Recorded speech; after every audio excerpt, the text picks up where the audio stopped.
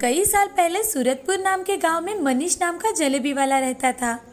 कई पुश्तों से वो जलेबियां बेचा करते थे। मनीष की बनाई हुई जलेबियां सभी लोगों को पसंद थी और इसी कारण लोग भी बड़े मजे से खाया करते थे। मनीष बहुत ही लालची आदमी था। वो सबको ठगने के बारे में ही सोचा करता था। सबकी नजर बचाकर वो तराजू के नीचे चुंबक लगा देता था। कुछ लोगों के तो पैसे हेरा फेरी करके, कुछ लोगों के झगड़ा करके उनसे ज्यादा पैसे वसूल कर लेता था। उसी गांव में एक आराध्या नाम की छोटी बच्ची रहा करती थी। वो बेचारी बहुत गरीब घर की थी। आराध्या दिन भर घर के सारे काम करके उसमें से वक्त निकालकर स्कूल में जरूर जाया करती थी। उसका विश्वास था कि पढ़ाई करके उसका भविष्य जरूर अच्छा होगा। उसके स्कूल में एक रघु नाम का एक नटखट लड़का था। वो हमेशा आराध्या को परेशान करता था और उसे हमेशा रुलाता था। एक दिन आराध्या रास्ते से चल के जा रही थी, तभी रघु पीछे से साइकिल पर आया और जानबूझकर आराध्या से टकराया। आराध्या साइकिल का धक्का लगने की वजह से नीचे सड़क पर गिर गई। तभी रघु ने आराध्या से कहा, क्यों रे आराध्या, बड़ी मैडम की तरह रास्ते के बीचों बीच चल रही है। घंटी बजाने पर भी बाजू नहीं हटती हो। तुम क्या बहरी हो? रघु के ऐसे कहते ही आराध्या बहुत चिढ़ जाती है। आराध्या चिढ़कर रघु से, तुमने बेल कहाँ बजाई थी? झूठ मत बोलो। वैसे भी तुम मुझे हमेशा सताते रहते हो। अगर तुमने फिर से ऐसा किया तो मैं हेडमास्टर जी से तुम्हारी शिकायत कर दूंगी। अरे जा जा, तुम्हें जिसको मेरा नाम बताना है बता दो, मुझे कोई फर्क नहीं पड़ता। स्कूल तो मेरे दादाजी ने बनवाया है और तुम्हें पता है मेरे पिताजी कौन है? जाओ तुम हेडमास्टर जी से कंप्लेंट करो। रघु आराध्या को फटकारते हुए वहां से चला जाता है। तभी आराध्या चुपचाप घर चली जाती है। एक दिन आराध्या अपनी माँ से, माँ, स्कूल के पास सब लोग कुछ न कुछ खरीद कर खाते हैं। मुझे भी खाने का मन करता है, मगर आपके पास पैसे नहीं है ना, इसीलिए आपसे मांगने के लिए सोचती हूँ। आराध्या की बातें सुन उसकी माँ सुमति आराध्या से, हे भगवान, मेरी गरीबी के कारण मेरी बच्ची मुझसे कुछ मांगने के लिए भी सोचती है। ऐसी परिस्थिति किसी माँ पर ना आए। ये 10 रुपए लो और इससे तुम्हें जो मन में आए वो खा लेना। ऐसा कहकर सुमति आराध्या को 10 रुपए दे देती है और वहां से चली जाती है। तभी आराध्या 10 रुपए लेकर बाजार में चली जाती है। वहां जाकर आराध्या एक जलेबी की दुकान के पास आती है। जलेबी की खुशबू सूंघ आराध्या वहीं ठहर जाती है। मनीष दुकान पर गर्मा गर्म जलेबी बना रहा था। गर्मा गर्म जलेबियों की खुशबू सूंघ आराध्या के मुंह में पानी आ गया। आराध्या वहीं खड़ी रह जाती है। तभी मनीष आराध्या से, अरे क्या चाहिए बेटी तुम्हें? गर्मा गर्म जलेबी दूं क्या? आपकी जलेबियों की खुशबू बहुत अच्छी है। जलेबियाँ कैसे दे रहे हो चाचा? तभी मनीष आराध्या से, 1 किलो 240 की, आधा किलो 120 और 1 पाव 60 रुपए की, 10 रुपए की एक जलेबी। जलेबी के भाव देखकर आराध्या मन ही मन, बाप रे, यहाँ तो 10 रुपए की एक ही जलेबी मिल रही है। इस जलेबी से मेरा पेट तो नहीं भरेगा। ऐसा करती हूँ कि ये पैसे लेकर अपने माँ को दे देती हूँ। माँ ने कितनी मेहनत से रुपए कमाए हुए हैं। ऐसा सोचकर आराध्या वहां से जाने लगती है। तभी मनीष आराध्या से, बताओ बेटी, तुम्हें कितनी जलेबी दूं? मुझे जलेबी नहीं चाहिए चाचा, मैं तो सिर्फ देखने आई थी। अभी के अभी मुझे 10 रुपए दो, नहीं तो मैं तुम्हें यहाँ बांध कर रखूंगा। उसकी बातें सुन आराध्या बहुत डर जाती है और आराध्या मनीष से, चाचा, मैंने आपकी दुकान से कुछ भी नहीं लिया और मैं आपको किस चीज के पैसे दे दूं? तुम कब से मेरे दुकान के सामने खड़ी होकर जलेबियों की खुशबू ले रही हो और मुझसे ही कह रही हो मेरे जलेबियों की खुशबू लेने के भी पैसे लगते हैं, समझी? मैं कहाँ से दूं चाचा, मैं बहुत गरीब हूँ।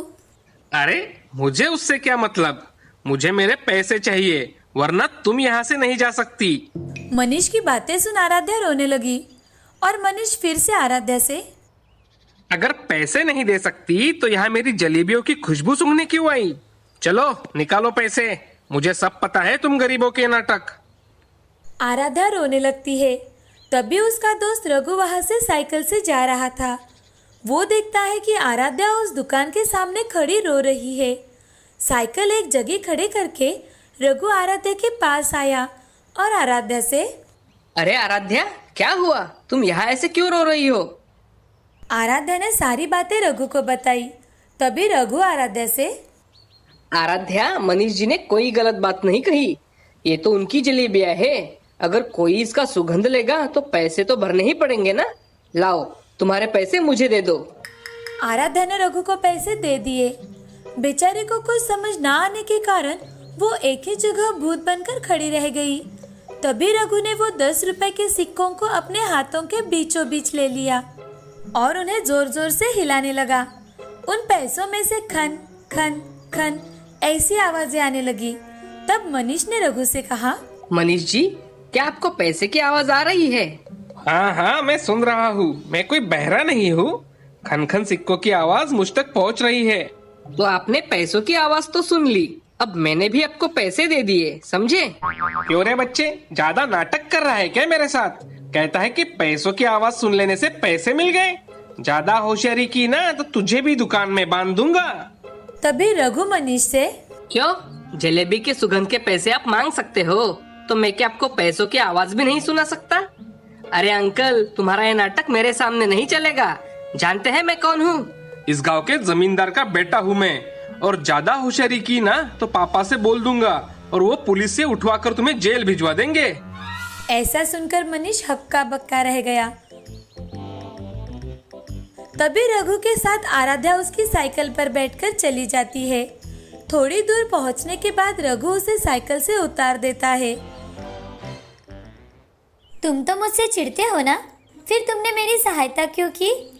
आराध्या, तुम मेरी दोस्त हो और कोई मेरे दोस्त को रुलाएगा तो मुझे बड़ा गुस्सा आ जाता है। मेरे पिछले बर्ताव के लिए मुझे माफ कर देना आराध्या। कोई बात नहीं, तुम मेरे सच्चे दोस्त हो। तुमने मेरी कितनी मदद की है, थैंक यू। वो दुकानदार मेरे दोस्त को कुछ भी बोलता रहता और मैं सुनता रहूं, ऐसा कभी हो सकता है क्या? इसलिए मैंने उसे सबक सिखाया। वो बहुत ही लालची है। उसके दुकान पर कभी मत जाना। हाँ, मैं कभी भी उसके दुकान पर नहीं जाऊंगी। फ्रेंड्स, ऐसा कहकर रघु ने अपना हाथ आगे बढ़ाया।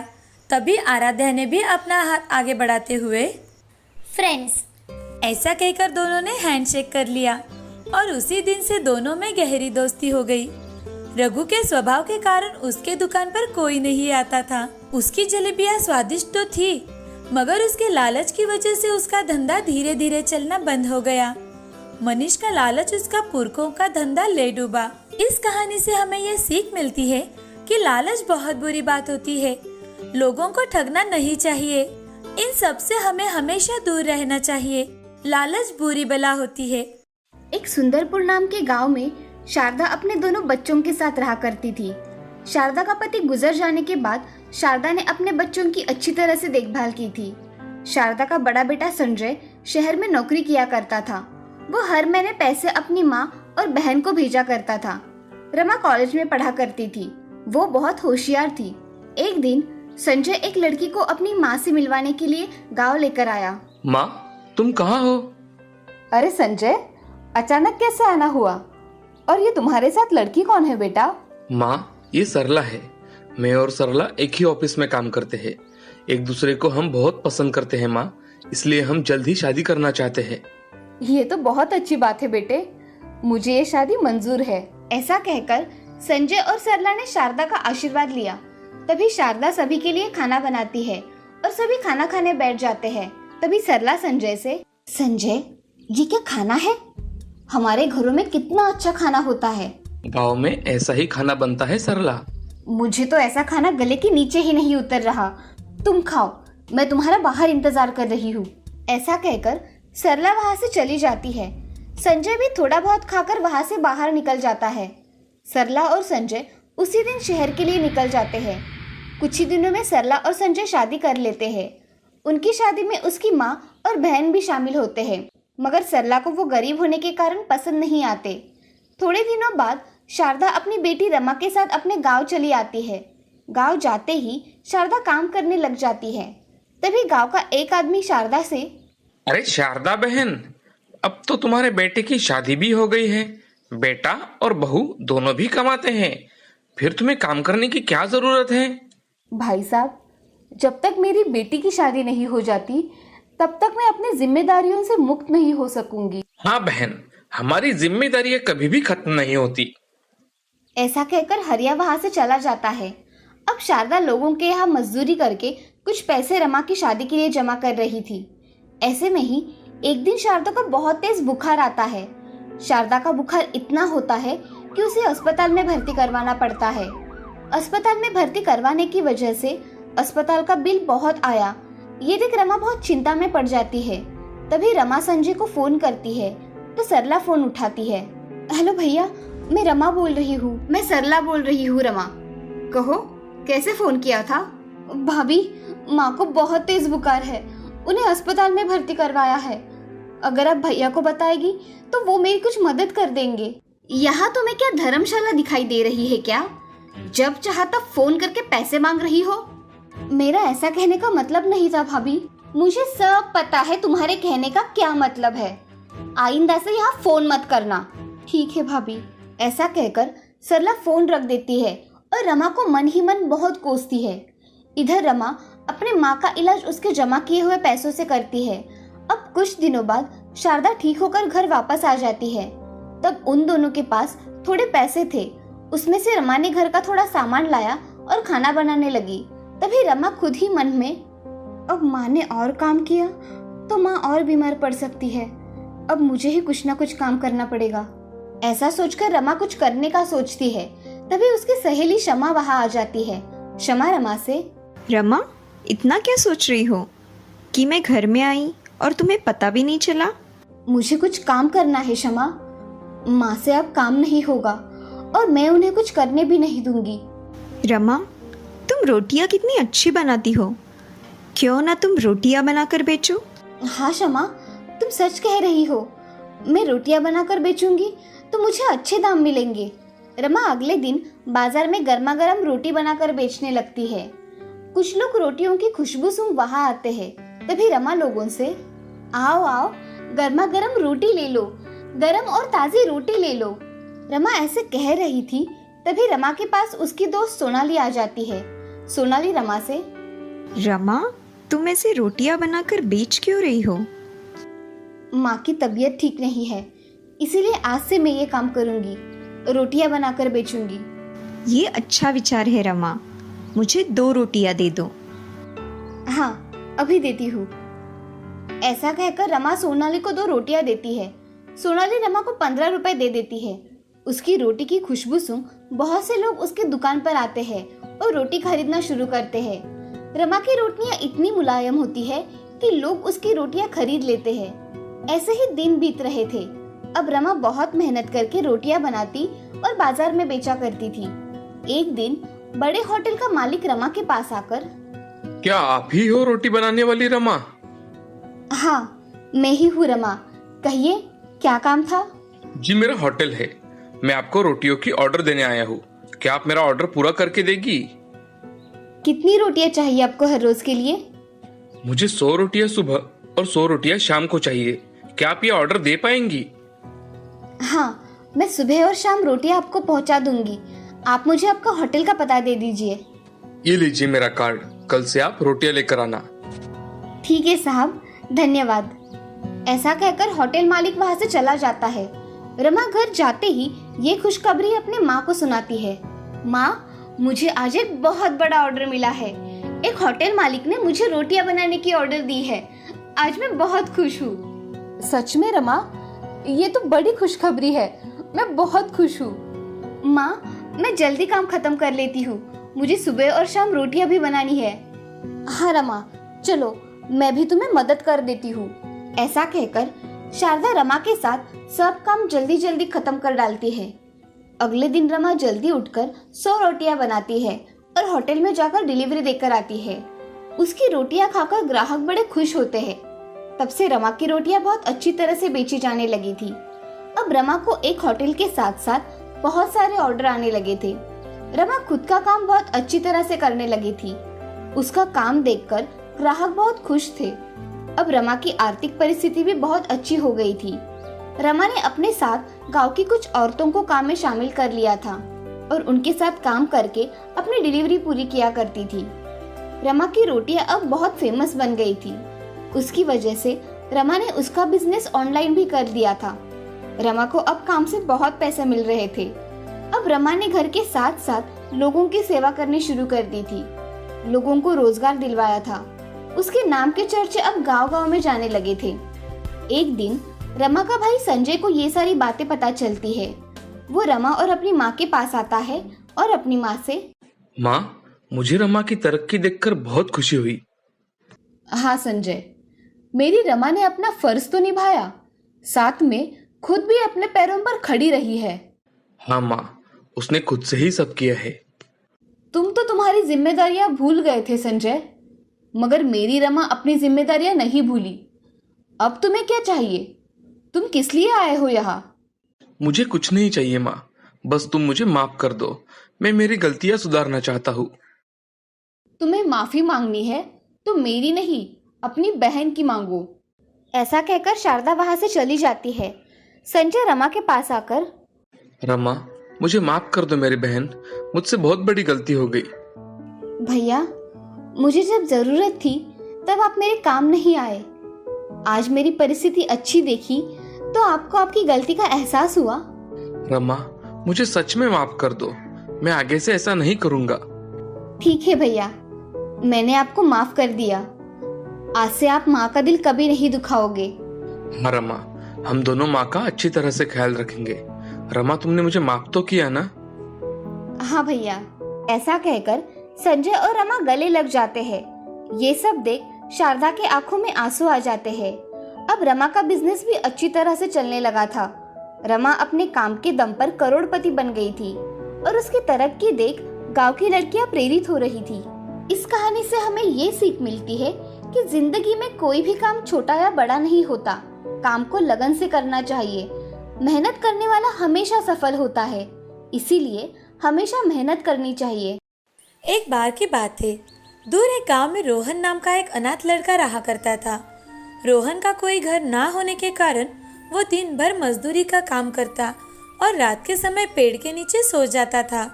उसे देखकर गांव के लोग तरह तरह की बातें करते थे। कुछ लोगों को उसकी दया भी आती थी। पता नहीं इस बेचारे का क्या होगा। बेचारा पढ़ा लिखा भी नहीं है और क्या पता इसकी जिंदगी में कभी शादी होगी भी या नहीं। लोगों के ताने सुन अब रोहन ने ठान लिया था कि वो कुछ न कुछ अच्छा करके सबकी बोलती बंद कर देगा। अब धीरे धीरे उसने अपने पास कुछ पैसे जमा कर लिए और एक छोटा सा घर किराए पर ले लिया। अब रोहन वहाँ समोसे बनाकर ट्रेन के यात्रियों को बेचा करता था। एक दिन वो ट्रेन में समोसे बेच रहा था। समोसे ले लो, समोसे, गर्मा गर्म समोसे। रोहन एक यात्री के पास जाकर, सर, समोसे ले लो, गर्मा गर्म है सर। तभी वो यात्री रोहन से, बेटे, मेरे पास मेरा सैंडविच है। ऐसा कहकर उस आदमी ने टिफिन में से सैंडविच निकाला। उसे देखकर रोहन ने उस आदमी से पूछा, ये क्या है सर? तभी वो यात्री रोहन से, ये सैंडविच है बेटा, क्या तुम खाना चाहोगे? नहीं नहीं सर, ये आपका है। उस आदमी ने रोहन के हाथ में सैंडविच दिया। रोहन ने संकोच के साथ सैंडविच खाया। सैंडविच बहुत ही टेस्टी था। वो सैंडविच की टेस्ट देखकर रोहन उस आदमी से, सर, ये तो बहुत ही स्वादिष्ट है, क्या आप मुझे बता सकते हो ये कैसे बनाते हैं? उस आदमी ने रोहन की रिक्वेस्ट को मानकर उसे 2-3 सैंडविच के प्रकार बताए और उसे कैसे बनाते हैं उसकी सारी जानकारी भी बताई। वो आदमी रोहन को 1 घंटे तक विविध प्रकार के सैंडविच के नाम बताता रहा। रोहन भी बड़ा मन लगाकर उसकी सारी बातें सुन रहा था।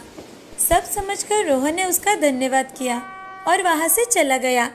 रोहन अपने गांव में फिर से लौट आया और उसने लोगों से कुछ पैसे उधार में मांगे तो लोगों ने उसे पैसे देने से इनकार कर दिया। फिर रोहन ने अपने पास के कुछ पैसों से बीच बाजार में सैंडविच का एक ठेला लगाया। शुरुआत में गांव के लोग रोहन से, अरे भाई, ये क्या है? हम सब तो ऐसा कुछ नहीं खाते। 2 दिन बाद 2 बच्चे उसके ठेले पर आए और रोहन से, भैया भैया, हमें सैंडविच चाहिए। रोहन ने बच्चों को ताज़ी सब्जियों से अच्छा सैंडविच बना कर दिया और बच्चों ने जब वो सैंडविच खाया तो उन्हें सैंडविच बहुत पसंद आया। तभी बच्चे रोहन से, भैया, ये सैंडविच तो बहुत ही अच्छा है। तुम्हें पसंद आया? हाँ भैया, हमें सैंडविच बहुत पसंद आया। बच्चों ने घर जाकर अपने माँ पिताजी को बताया। उस दिन से रोहन की दुकान पर सैंडविच खाने के लिए भीड़ जमा होने लगी। अब रोहन ने अलग अलग प्रकार के सैंडविच बनाना शुरू कर दिया और वो सैंडविच भी लोगों को बहुत पसंद आते थे। लोग बड़े चाव से सैंडविच खाया करते थे। जिन औरतों से सुबह टिफिन नहीं बन पाता था, अब वो बच्चों को टिफिन में सैंडविच खरीद कर देने लगी थी। सैंडविच सब्जियों से बने होने के कारण सेहतमंद थे। बच्चों से लेकर बूढ़े लोगों तक रोहन का सैंडविच सबको बहुत पसंद था। कुछ ही दिनों में रोहन की अच्छी कमाई होने लगी। तभी रोहन ने गांव के जरूरतमंद युवकों को ट्रेनिंग देकर उन्हें सैंडविच बनाना सिखाया और उन्हें तनख्वाह देकर आसपास के गांव में ठेले लगवा दिए। इससे उसका सैंडविच बहुत फेमस हुआ। कुछ ही सालों में रोहन ने अपना अच्छा बड़ा घर बनवाया और शादी भी की। वो अब बहुत ही खुश था। उसे देखकर गांव वाले भी बहुत खुश हुआ करते थे। मगर रोहन को हमेशा एक चीज महसूस हुआ करती थी। एक दिन रोहन खुद से, मुझे जिस व्यक्ति ने रास्ता दिखाया उस व्यक्ति का मुझे नाम तक नहीं पता। मुझे तो वो कहाँ रहते हैं ये भी नहीं पता। ये बात उसे हमेशा मन ही मन खाए जा रही थी। एक दिन रोहन शहर गया हुआ था। घर लौटते समय उसे रास्ते पर कार का एक्सीडेंट हुआ दिखाई दिया। एक आदमी सड़क पर जख्मी अवस्था में पड़ा दिखाई दिया। उसके पास जाकर रोहन, आपको ज्यादा लगा तो नहीं है ना? उस आदमी का चेहरा देख रोहन ने उसे तुरंत ही पहचान लिया। वो वही आदमी था जिसे रोहन ढूंढ रहा था। उसे उठाकर रोहन तुरंत ही अस्पताल में लेकर गया। अस्पताल में जाकर उसका सारा इलाज रोहन ने किया और उसे होश आते ही रोहन उस आदमी से, सर, अब आपको कैसा लग रहा है?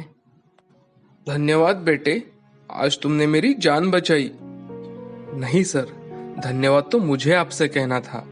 आपने मेरी पूरी जिंदगी बदल दी सर। सर, आपका नाम क्या है? बेटे, मेरा नाम नरेंद्र है। और मैंने कैसे तुम्हारी जिंदगी बदल दी बेटा? रोहन ने नरेंद्र जी को सारी आप बीती सुनाई। नरेंद्र जी भी रोहन की कामयाबी पर बहुत खुश हुए। रोहन बड़ा खुश था कि उसने नरेंद्र जी की मदद की थी। अब नरेंद्र जी भी कभी कभी अपने पूरे परिवार के साथ रोहन के हाथ का सैंडविच खाने के लिए आ जाया करते थे। रोहन को हमेशा मन में जो कमी लगती थी वो अब पूरी हो गई थी। इस कहानी से हमें ये सीख मिलती है कि सहायता सिर्फ वस्तु या पैसों से ही नहीं होती। अगर अपना ज्ञान बांटकर किसी की सहायता की तो वो भी बड़े काम आ जाती है।